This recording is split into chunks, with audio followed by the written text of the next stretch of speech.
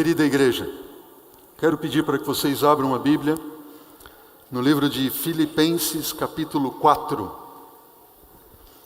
Filipenses, capítulo 4.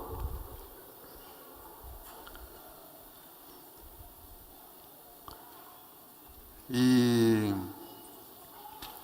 abra a palavra do Senhor, vamos ler um texto e vamos fazer uma reflexão, uma meditação nesse texto. Estamos juntos? Antes de lermos a palavra do Senhor, eu quero pedir que você olhe para mim nesse momento. Olhe para mim, em nome de Jesus. Todos que estão nas galerias, olhem para mim e entendam o seguinte. O tema de hoje, ele é um tema, uma mensagem que vai mexer com todas as suas estruturas. Amém? Alguns disseram amém, outros olharam assim.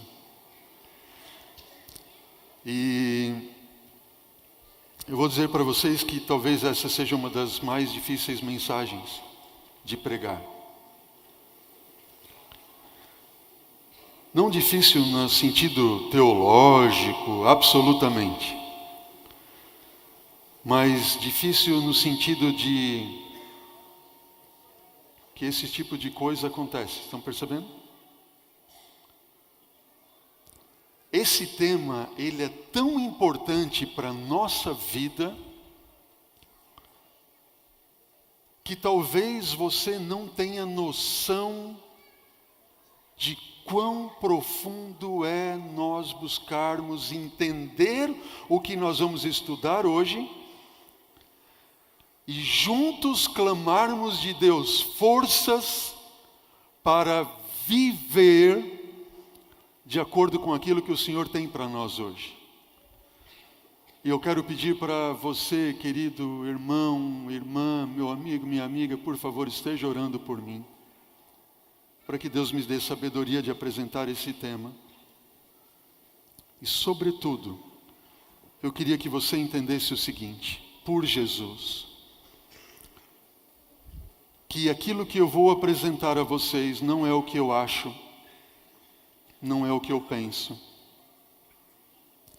mas é o que Deus tem para nós, fundamentado na palavra do Senhor e também nos escritos proféticos, nos testemunhos proféticos de Ellen White. Amém? E eu queria que ao sair da igreja hoje, não houvesse um comentário assim, o pastor André pregou tal mensagem. Não. O meu sonho é que após esse culto, ao sair você da igreja, você dissesse, Deus falou a nós nesta manhã. Se você apreciar o tema, louve ao Senhor. Se você não gostar do estudo, não brigue comigo. Conversa com ele, porque a mensagem não é minha. Amém? Estamos juntos? Posso ver um assim? Obrigado. Amém. Filipenses 4:4. Vamos à palavra do Senhor. Alegrai-vos sempre no Senhor. Outra vez digo-vos o que, igreja? Alegrai-vos. Seja a vossa moderação conhecida de todos os homens. Perto está o Senhor. Não andeis o que, igreja? Não andeis ansiosos por qualquer coisa, por coisa alguma. Em tudo, porém, sejam conhecidas diante de Deus as vossas petições, pela oração e pela súplica e com ações de graças. E a paz de Deus, que excede a todo o entendimento, guardará o vosso coração e a vossa mente em Cristo Jesus. Finalmente, irmãos, tudo o que é o que, igreja? Tudo o que é verdadeiro, tudo o que mais, igreja? Diz para mim. Tudo o que é respeitável e tudo o que é o que? Justo e tudo o que é o que? Puro e tudo o que é o que mais? Amável e tudo o que é o que? De boa fama, se alguma virtude há, se algum louvor existe, seja isto que ocupe o quê? O vosso pensamento. Querida igreja, Jesus está voltando. Amém. Ora, vem, Senhor Jesus. Eu não preciso falar para você ou pregar nessa manhã sobre os acontecimentos que nós temos acompanhado nos últimos dias. É ou não é verdade? Você tem acompanhado? Coronavírus e desastres ecológicos e isso, aquilo, outro, epidemias e vírus e tudo mais. Notem, Jesus está voltando. E o diabo sabe que pouco tempo lhe resta, é ou não é verdade? Ele sabe que pouco tempo resta aí. E o diabo, ele é tão inteligente, tão esperto, a gente não pode dizer sábio, porque sabedoria é aplicar o conhecimento e inteligência aquilo que cabe a Deus, não é verdade? Ele é tão esperto, tão inteligente, que ele conhece a nossa natureza de tal forma, e ele tem construído de tal forma algo para simplesmente levar a você e a minha perdição eterna. E nós não temos atentado para isso. Isso é tão forte, tão terrível, e a grande batalha que o inimigo tem travado, entende, com você e comigo, é a batalha pelo quê? Pela nossa mente. Pela nossa mente. Se o diabo conseguir tomar a tua mente, a minha mente, acabou. Nós estamos perdidos. E ele ganhou a batalha. É ou não é verdade? Eu estive estudando acerca dessa batalha pela mente e pelos pensamentos, e eu descobri algumas coisas bem interessantes, e eu quero compartilhar com vocês nesta manhã. Esse indivíduo, Wilhelm Humboldt, eu acho que é isso o nome. Ele é um dos precursores ou dos fundadores das teorias da linguagem e filosofias da linguagem.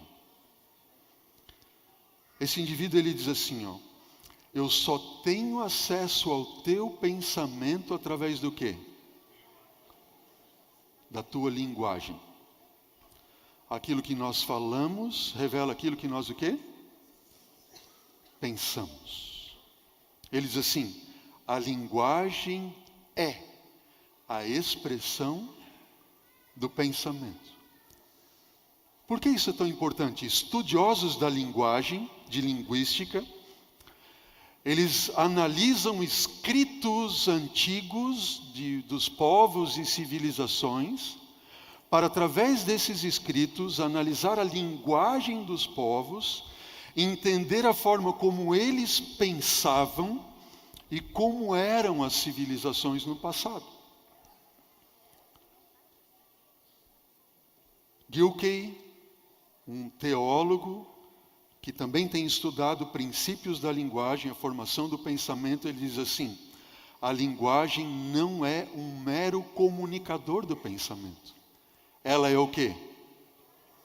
Ela é o próprio pensamento. Gilkey está dizendo o quê? Que quando aquilo que nós falamos, nos expressamos, é o nosso próprio pensamento. Não tem como dissociar uma coisa da outra. Claro que ele diz, sempre que alguém pronuncia uma frase, a pessoa está o quê? Fazendo algo.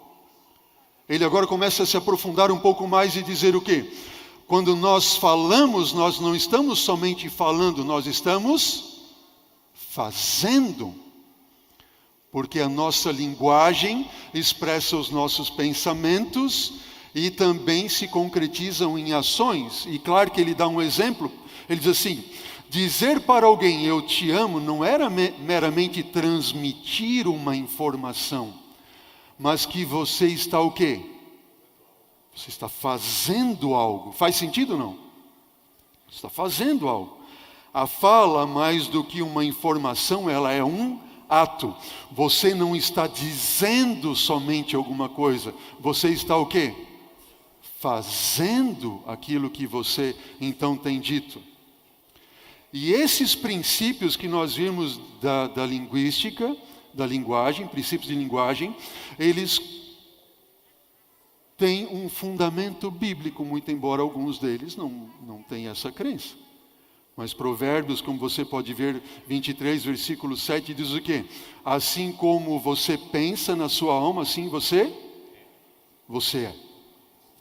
Os estudiosos de linguagem, eles pegam, por exemplo, o seguinte: quando você consegue estudar a linguagem de alguém, de uma comunidade, de um povo, de uma civilização, você consegue entender através da linguagem.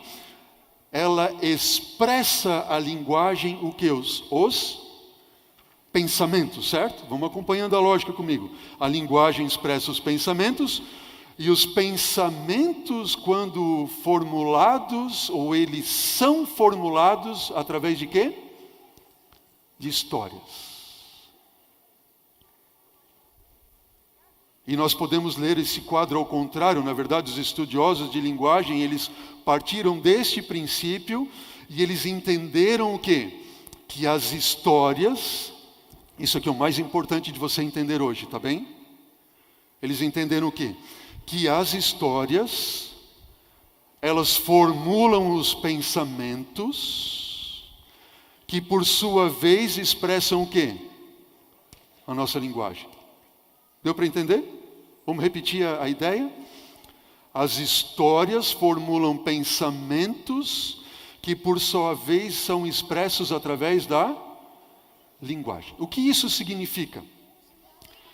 Significa que quando você tem os seus pensamentos que são formados por histórias, que são expressos através da sua linguagem, isto vai revelar o que, igreja? Diz para mim. Quem você é, quem eu sou. E aquilo que eu sou, ou quem eu sou, vai revelar para mim qual é a visão da realidade de Deus que nós temos, ou podemos formular. Em suma, se pudéssemos resumir tudo, de uma forma bem simples, é o seguinte: a base de tudo está onde? Nas histórias. Deu para entender? As histórias formulam pensamentos que são expressos através da linguagem. A base de tudo está no quê? Nas histórias. E as histórias, elas vão dar para você uma visão de realidade de Deus. Pastor, bastante filosófico isso. Eu quero que você entenda o seguinte: o que o diabo mais quer é tirar da tua mente a ideia de que existe um Deus. E se ele não conseguir tirar da tua mente a ideia de que existe Deus, o que ele vai fazer? Ele vai tentar torcer a realidade de Deus para a sua vida. Estão entendendo ou não? Deus nos criou e Deus fez o seguinte: quando você olha para a Bíblia, por exemplo, quanto da Bíblia é história ou narrativa? Quase tudo, não é verdade? São histórias. São as histórias que nós contamos para as crianças, são as histórias que algumas delas nós estudamos na semana passada, na árvore genealógica de Jesus. Essas histórias, elas expressam o quê? Uma realidade de Deus. Quem é Deus? Quando você vai do Gênesis ao Apocalipse, é praticamente tudo narrativa, praticamente tudo história. E aquilo que não é história, por exemplo, é abstração, como os escritos teológicos de Paulo, ou até mesmo as profecias, as profecias e as abstrações, se valer das histórias do Antigo Testamento e mesmo do Novo Testamento, para ter a sua base. Ou seja, a base de tudo é o que? É a história. Deus sabe muito bem disso e Deus nos criou assim. E através disso, então, Ele vem construindo em nossa mente histórias para que nós tenhamos uma visão da realidade de Deus em nossa vida. E assim nós vamos construindo na mente das nossas crianças, através da Bíblia, para que eles tenham uma visão real de Deus, uma visão da realidade de Deus de forma saudável. No entanto, o diabo, se valendo disso e conhecendo esses princípios, o que ele faz? Para tirar da sua mente a visão da realidade de Deus, de que existe um Deus, ou para torcer essa questão de uma realidade de Deus na sua mente. O que ele vai usar? Diz para mim, igreja. Ele vai usar histórias. O diabo vai usar histórias. E com as histórias ele quer torcer a visão da realidade de Deus da sua mente. E se ele torcer, se você não tem uma visão saudável acerca de quem é Deus, o diabo pensa assim, ótimo, ele está perdido. Estamos juntos?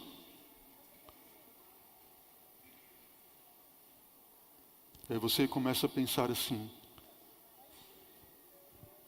quem é o principal ou o primeiro responsável para construir histórias na nossa mente? Não são os pais? Quantos aqui são pais? Quando nossos filhos começam a ter noção da vida, da realidade de vida, essa realidade de vida está sendo construída através das histórias que os nossos filhos passam a ter por experiências conosco, com seus pais. E os pais, então, eles estão transmitindo para os filhos, através das histórias vividas com eles, uma realidade de mundo, uma realidade de Deus. Por isso que Ellen White tanto diz o quê? Que os nossos filhos, os pequeninos, eles vão ter uma visão de Deus de acordo com aquilo que os pais forem para eles. E muitos têm uma visão distorcida de Deus porque não tiveram o quê? Pais que foram modelos. Faz sentido ou não? Pense comigo o seguinte. Através dos pais e das histórias com os pais, Deus quer firmar na mente dos nossos filhos e na nossa mente aquilo que se chama identidade e propósito. Quem é você e o que Deus quer de você, qual é o propósito que Ele tem para a sua vida. E o diabo quer tirar isso de nós. Aí eu reflito com vocês e penso o seguinte. Quanto das histórias deste livro e quanto tempo nós temos passado para ler as histórias deste livro em nossa vida, a fim de termos uma visão saudável da realidade de Deus? Vamos ser sinceros, irmãos.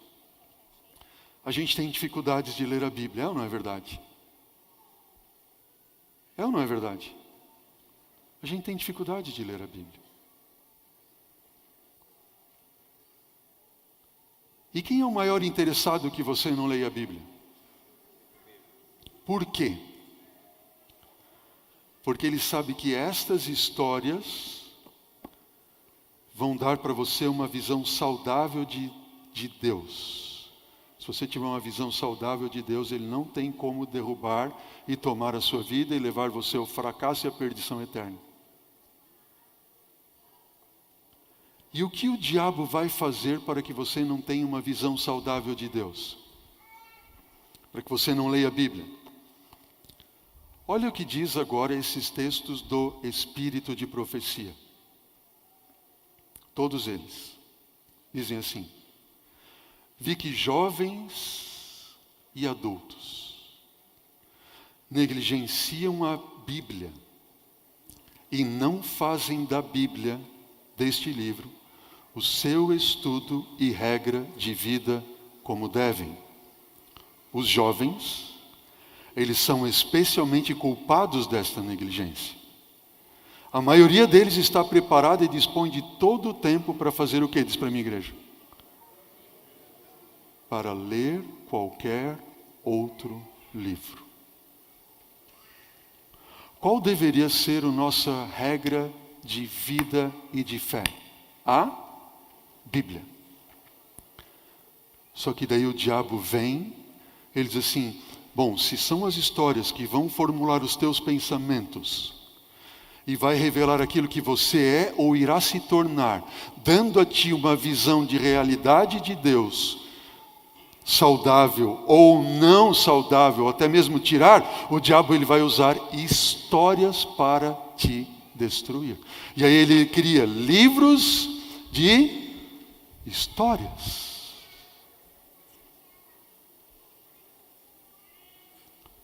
Olha o que diz esse texto. No entanto, a palavra de Deus que aponta para a vida, e que tipo de vida é esta?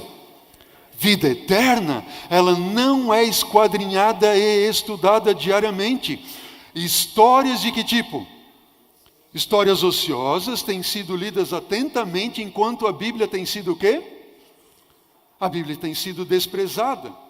E Ellen White continua dizendo, aqueles que dão rédea soltamente para fazer o que, igreja? Diz para mim, para fazer o quê? Para se divertir com histórias tolas e com contos ociosos, eles alimentam a imaginação, mas o brilho da palavra de Deus fica de que forma? Fica ofuscado. O que isso significa? Quando eu coloco na minha mente histórias tolas, contos ociosos, eu alimento ou eu estimulo a imaginação. E aí as histórias da Bíblia, o relato bíblico da salvação de Cristo Jesus, do que Deus tem por você, por mim, daquilo que Ele fez e tem feito, do plano da salvação que Ele está vindo nos buscar, passou da nossa mente, fica ofuscado, fica eclipsado. O que significa? Se a palavra de Deus é luz que ilumina os nossos caminhos, e ela deve iluminar a minha vida, iluminar o meu ser, expulsar as trevas da minha alma, pois essas histórias tolas e contos ociosos fazem um eclipse, elas vão obscurecer o brilho da palavra de Deus que não vai chegar à minha vida. E o que vai acontecer com isso? Qual vai ser a consequência disso? Veja o texto. A mente é diretamente desviada de Deus, é destruído o interesse em sua preciosa palavra. Uau!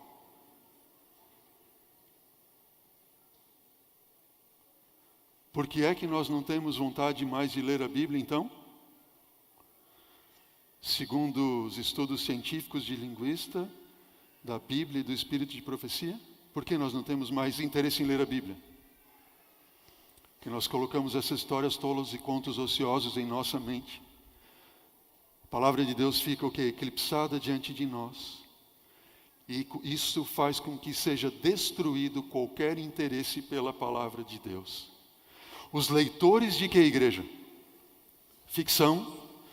Estão melhor dizendo, entregando-se a um mal que faz o que, igreja? Destrói a espiritualidade. E faz o que mais? Oculta a beleza da história sagrada. Deixa eu perguntar para você. Quando que esses escritos foram escritos? Está falando de histórias em livros, certo? Histórias ociosas, tolas, ficção. Vocês acham que eu feriria o texto, ou melhor dizendo, vocês acham que eu feriria o princípio do texto, substituindo leitura por assistir? Ferimos o princípio, sim ou não? Não ferimos o princípio. Porque todos os filmes, todas as novelas, todas as séries ou seriados, elas são primeiro o quê? São escritas. É ou não é verdade?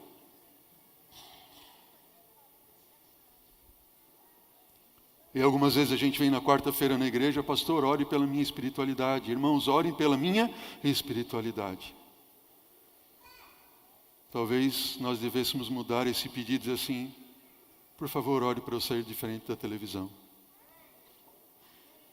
Ore para eu sair da frente dos seriados. Ore para eu sair da frente das novelas. Ore para eu deixar de assistir filmes. Porque daí a minha espiritualidade vai o quê? Vai crescer. É fácil esse tema? Fácil de apresentar? Vocês não sabem como foi minha angústia essa semana. Por que eu apresento esse tema para a minha igreja? Querido, Jesus está voltando. Se nós não tivermos uma mudança de pensamento, nós estaremos perdidos. Algumas vezes vem para mim assim, pastor, qual é o problema? Não tem problema ir no cinema, ou isso, aquilo, outro. Com esse estudo bíblico que nós estamos tendo hoje aqui, eu diria, queridos, não é nem no cinema, nem em casa. E Ellen White diz mais. Isso cria uma agitação nociva, essas histórias tolas, contos ociosos, ficção, cria uma agitação nociva, exalta a imaginação e incapacita a mente para a utilidade e afasta a pessoa do quê? Da oração, e a desqualifica para o exercício espiritual. Uau! Não são palavras minhas. Não são palavras minhas, não sou eu quem está dizendo. Sabe, talvez você esteja se sentindo um inútil espiritualmente falando. Aqui está a resposta no texto. Talvez você esteja pensando assim, pastor, parece que a minha oração não passa do teto. Sim, você tem alimentado a sua mente com histórias tolas, contos ociosos, ficção, e você tem sido desqualificado para qualquer exercício espiritual. Você não consegue mais orar, tem sido afastado da oração. Aí eu penso com você o seguinte, nós temos uma igreja que temos que nos unir para salvar. E essa união para nos salvar só irá acontecer quando nós estivermos unidos primeiro a Deus. De todo o coração, de toda a nossa alma, de todo o nosso entendimento. Amém? Então Deus vai operar um milagre. Oh, filhos e filhas de Deus, Deus está pronto para operar o milagre, nós só precisamos crer, mas nós temos que fazer a nossa parte. Nós temos que tomar uma decisão. Uma das maiores razões por que vocês têm tão pouca disposição de chegar mais perto de Deus mediante a oração, é se haver incapacitado para essa sagrada obra, por meio da leitura de histórias fascinantes, as quais têm estimulado a imaginação e despertado o que é a igreja? Paixões profanas. A palavra de Deus se torna desagradável.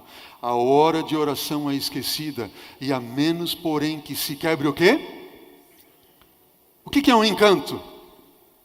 É uma magia, um feitiço demoníaco. A menos que esse feitiço demoníaco seja quebrado, onde em breve compreender que a porção do transgressor é a parte que lhes cabe a eles. Por que cada ano que passa tem sido mais difícil pregar a Bíblia? Sabe, pense num pastor jovem. Para ser um pastor dos jovens hoje, o camarada quase tem que ser um malabarista, né? Ele tem que vir na frente do púlpito e fazer tudo, e luz, e tudo mais. Por quê? Porque a mente está tão excitada que não tem mais vontade nas coisas do céu. Faz sentido ou não? E quando alguém vem à frente para pregar a palavra de Deus, isso não...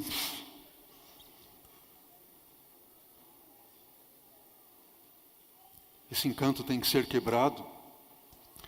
Ellen White diz, se fosse possível eliminar uma grande parte dos livros publicados, seria detida uma praga que está realizando uma obra terrível sobre a mente e o coração.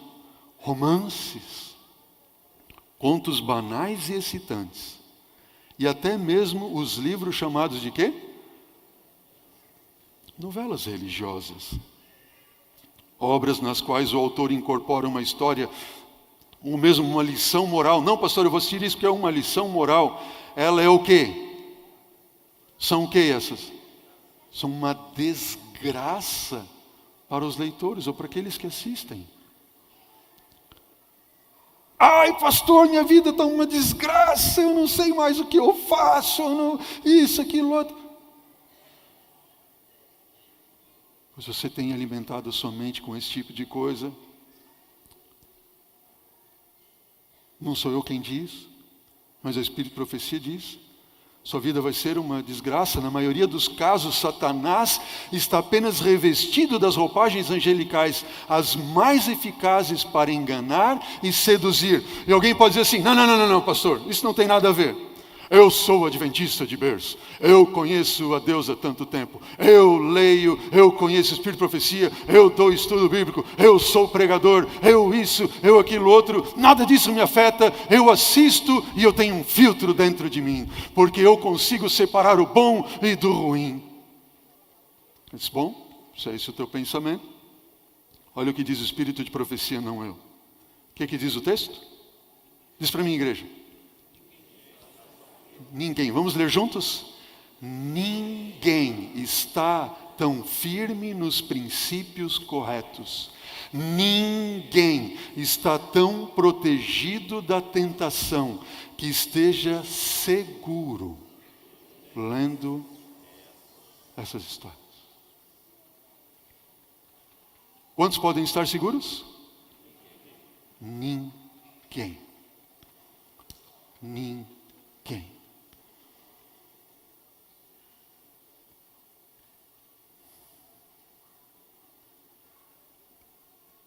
Os pais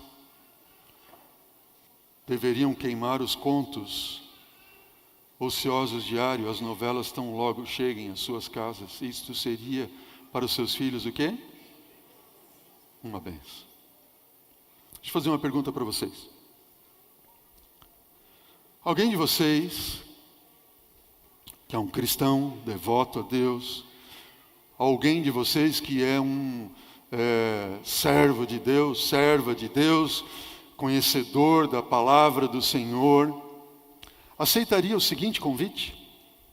Pastor, que convite é esse? O convite é o seguinte: hoje à tarde, eu queria convidar você para nós irmos lá num terreiro e nós fazemos lá uma arte de magia e de feitiçaria. Quem é que iria comigo? Alguém iria? Não, né? Esse pastor está louco? Vamos no terreiro fazer hoje macumba? Vamos fazer feitiçaria? Ali? Voodoo e outras coisas mais? Estamos juntos? Absolutamente. Pastor, não vou fazer feitiçaria. Olha o que diz o Espírito de Profecia, não eu. Estimular a leitura desses livros é como praticar feitiçaria. Eles confundem e envenenam a mente. Nenhum de nós jamais teria coragem de ir num terreiro de macumba praticar feitiçaria e satanismo e tudo mais. Mas, em muitos lares, tem sido levantado altar a Baal e a demônios, praticando-se feitiçaria através de seriados, de filmes e de outras coisas mais. Sabe por quê? Sabe qual é o princípio bíblico que está por trás disso? Bom, a Bíblia diz que um dos títulos para Satanás é Belzebu. Já ouviram, não é verdade? Quer dizer, Baal-zebu, Belzebu. Sabe o que significa Belzebu? Belzebu significa o Senhor das moscas. Diz para mim, igreja, o que é Belzebu? O Senhor das moscas. Quem é Belzebu? Satanás. Satanás, ele é o Senhor das moscas. Se ele é o Senhor das moscas, pergunta a você, quem são as moscas? São os demônios caídos, anjos caídos, é ou não é verdade? São os demônios que atendem a Ele. Ele é o Senhor das moscas, Ele é o líder dos anjos caídos, dos demônios. E eu pergunto para você, onde é que as moscas vão? Vão na rosa, né? Extrair o néctar, é assim? Não, as moscas vão onde?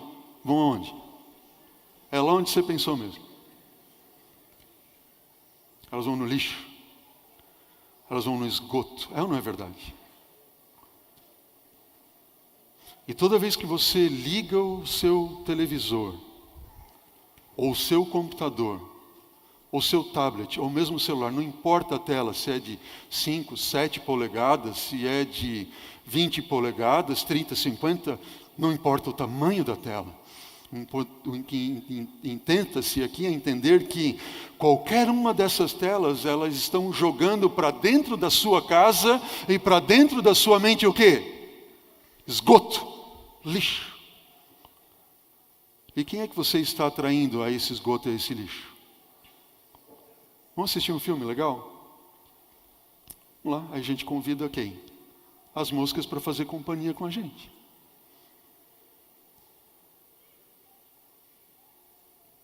Eu estava num acampamento de verão, alguns anos atrás, e aí sentamos à mesa para almoçar com um casal de jovens. Ela tinha, bem novinhos eles eram, ela já tinha um filhinho pequenininho, estava grávida, assim, a ponto de ganhar o próximo bebê. Ela podia até ganhar ali, começar o trabalho do parto durante o acampamento. Sentamos à mesa, e aí conversando, ela disse assim: pastor, eu não sei o que acontece comigo. Eu não tenho mais vontade de ler a Bíblia, não tenho vontade de ir à igreja, a morte de Jesus não tem sentido para mim, nada disso. Eu comecei a conversar com ela. Sabe qual era o passatempo dela quando ela então era mais jovem? Até então, assistir filmes, ir ao cinema. O que o diabo faz com isso? Ele vai lançando histórias que vão construindo ou destruindo a visão da realidade de Deus. Entenderam? E eu estava pregando essa mensagem como estou apresentando aqui para vocês hoje, em uma outra igreja. E eu me encontrei com uma menina, uma jovenzinha no final. E ela veio para mim, chorava. Pastor, tudo que o senhor falou foi para mim, isso, aquilo, outro. E eu disse assim: filha, você me permite gravar isso que você está falando? Pode abençoar a vida de outras pessoas? Ela disse: sim, pastor, pode gravar. E ela começou a falar. Eu quero mostrar para vocês 40 segundos desta conversa. Só 40 segundos. O áudio não é bom, mas eu queria que você prestasse atenção nesses 40 segundos desta conversa e perceba o que ela fala. Note bem. Ai, meu Deus. E por incrível que pareça, assim, depois que eu comecei a assistir, nem nada me toca. Nem o culto, nem a pregação. Eu leio a Bíblia assim, faz sentido. Eu fico até triste de falar isso, mas na hora que o senhor falou da menina do acampamento, pra mim também às vezes não tem sentido a morte de Jesus. Eu fico pensando que, sabe, não tem sentido essas coisas e eu só fico focando naquilo. É como se eu entrasse naquele mundo e o mundo que é real não existe, entendeu? Que é tudo a parte de Jesus. E começou a ficar tudo um desastre, sabe? E O áudio não está muito bom e reverbera um pouco, mas ela está dizendo o seguinte: pastor, desde que eu comecei a assistir esses filmes, esses seriados, tudo começou a ser uma desgraça para mim. Quando o senhor falou da história da menina do acampamento, para mim é a mesma coisa, a morte de Jesus. O pastor pode pregar da morte de Jesus, falar que Jesus morreu para me salvar, que Ele se entregou para me libertar. Isso não faz mais sentido para mim. Não faz sentido algum. Pastor, minha vida passou a ser uma desgraça. E ela falou assim: é como se eu tivesse entrado num mundo, e um mundo que não é real, e eu não conseguisse mais sair dele.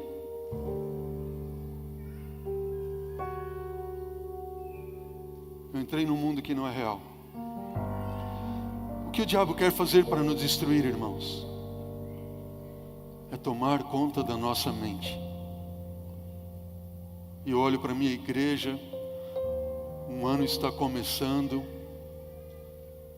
e fico pensando: meu Deus, o Senhor quer que eu pregue essa mensagem para a igreja. E eu venho aqui em nome de Jesus apresentar isso a vocês. Um coração apertado, sabendo o tamanho do desafio que é. clamar a vocês em nome de Jesus, para nos afastarmos disso.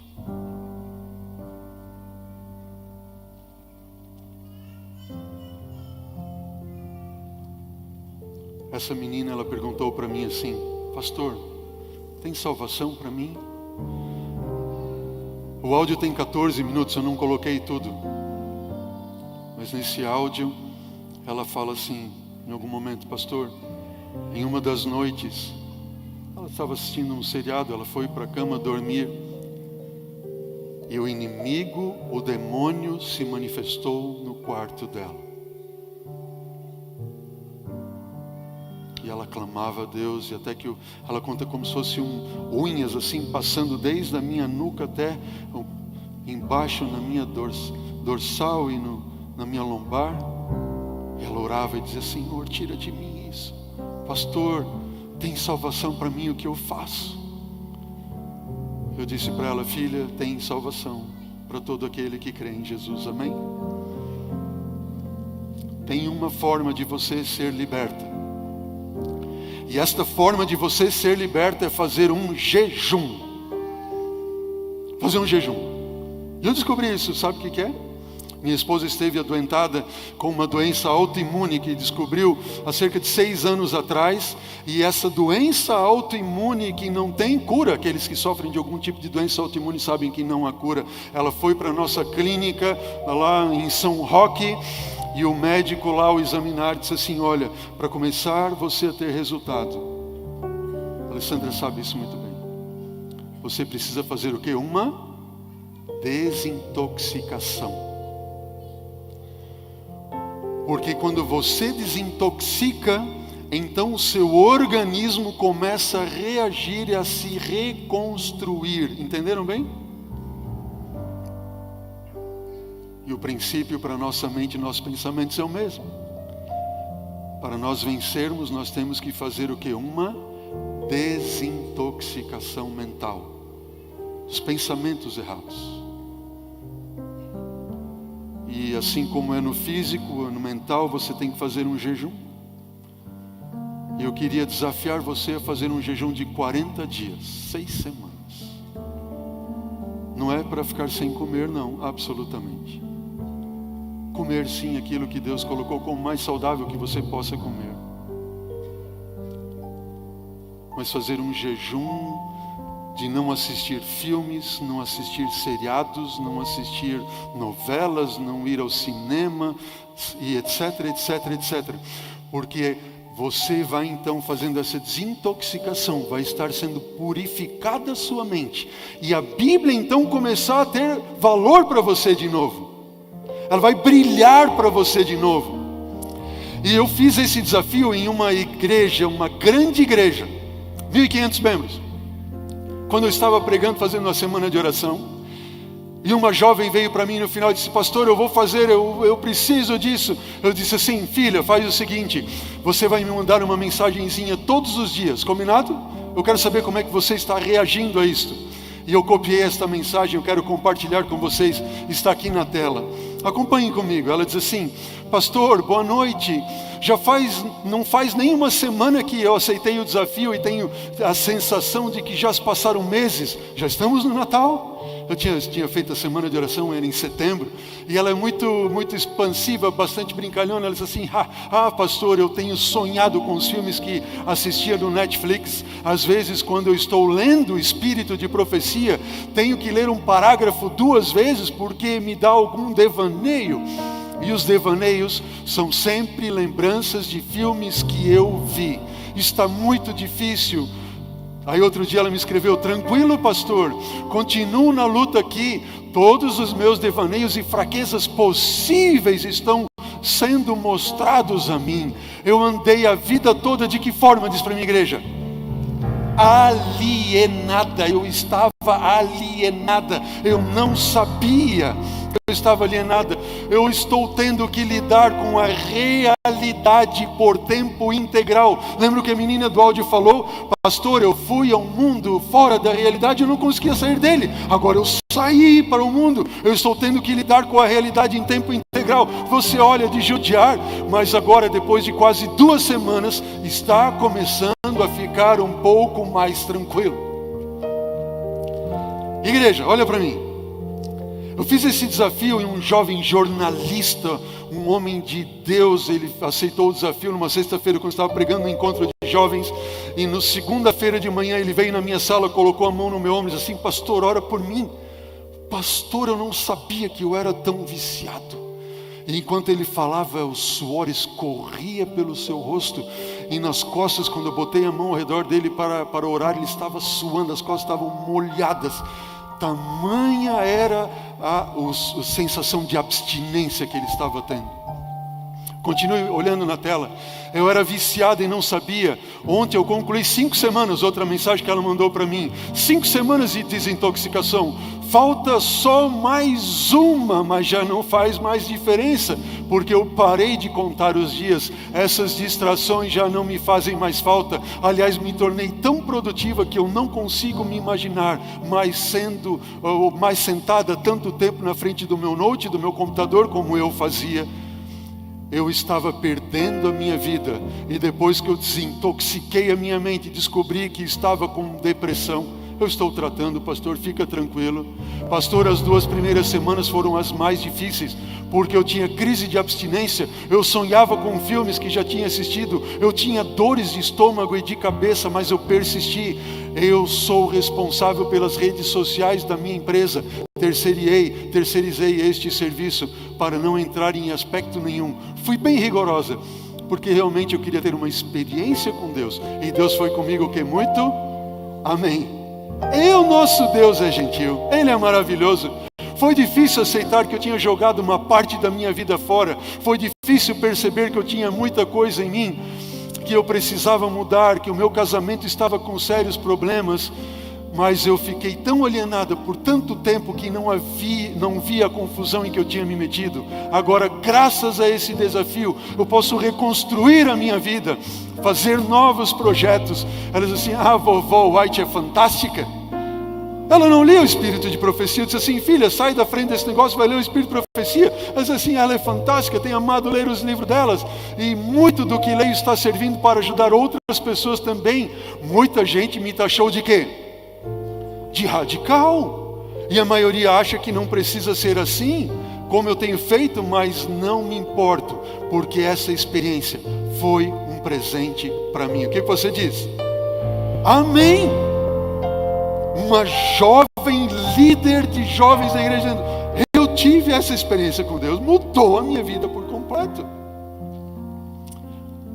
Satanás tentou destruir a minha vida e eu não sabia. Eu já não pensava mais por mim mesma, agia sem perceber, falava sem pensar. Agora sei que dependo totalmente de Deus para tudo, e que Ele teve muita misericórdia de mim todo esse tempo. O meu próximo desafio é aprender a ter domínio com a alimentação. Obrigada de coração por permitir ser um instrumento de Deus para fazer esse desafio. Amém?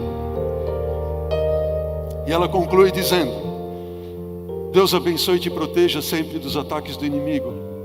E nunca desista desse seu projeto. Tem muita gente precisando cair na realidade como eu. PS, pastor, não deixa negociarem contigo não, viu?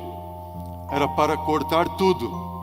Música do mundo, TVs, vídeos, YouTube, Netflix, qualquer site, livros seculares, tudo que não pertence a Deus. Essa é a mensagem. E esse é o desafio. Há alguém aqui nesta manhã que gostaria de aceitar um desafio de 6 semanas de jejum, desintoxicando a sua mente, clamando a Deus, dizendo: Senhor, amém, louvado seja Deus. Louvado seja Deus por isso. Senhor, eu quero desintoxicar a minha mente. Temos mais uma mulher lá. Fique em pé em nome de Jesus. Fique em pé em nome de Jesus. Não vai ser fácil, mas você vai ver que o brilho da palavra de Deus vai entrar tanto na sua vida, tanto no seu coração, que você vai dizer: uau, Jesus está me revelando tantas lindas coisas, e há tanto tempo eu não sabia. Aceite esse desafio, não por mim, não porque eu prego, não! Jesus está clamando a todos nós porque Ele quer nos salvar. O único desejo, o intento dEle é nos salvar. E nós precisamos dar permissão a isso para que Ele nos salve. E essa permissão nós daremos se nós tentarmos fazer aquilo que está ao nosso alcance para que a nossa mente seja desintoxicada das coisas deste mundo. Então Deus operará com poder e grande glória sobre nós, sobre a sua igreja. Amém! Preciso me entregar, Senhor, preciso a Ti me entregar. Preciso ouvir Tua voz a me falar.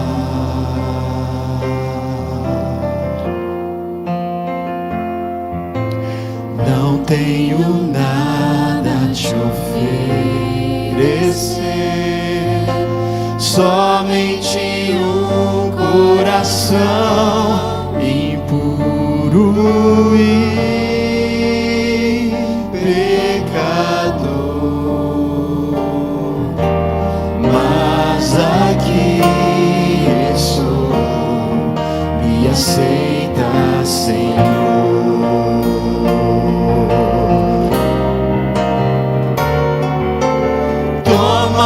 Os meus pensamentos, meus dons e meus bens.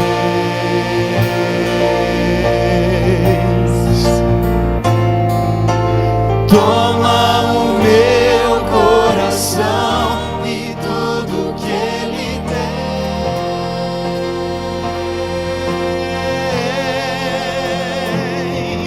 Renova, Senhor, meu viver. Derrama em mim teu amor. Quero pra sempre servir-te por onde for.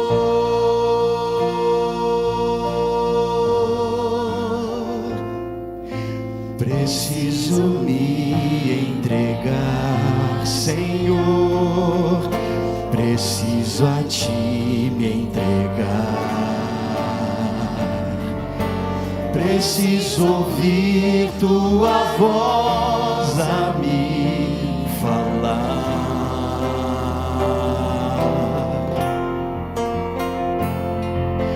Não tenho nada a te oferecer, somente um coração impuro e pecador. Mas aqui estou, me aceita, Senhor.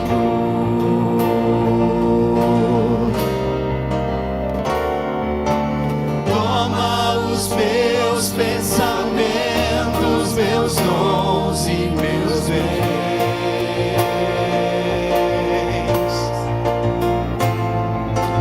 Toma o meu coração e tudo que ele tem.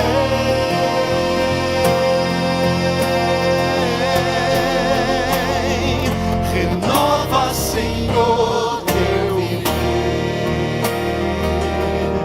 Derrama em mim teu amor. Quero pra sempre servir-te por onde for.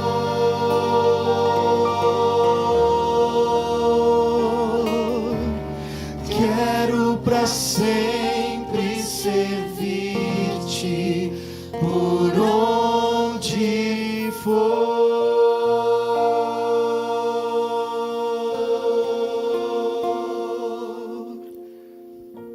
Bom Pai, dá-nos força, Senhor, para vencermos esta batalha.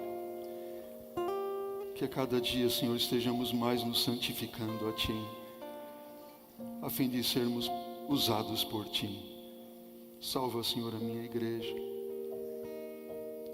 Nos una, Senhor, com o Teu Espírito para salvar. É o que eu te peço, Senhor, em nome de Jesus.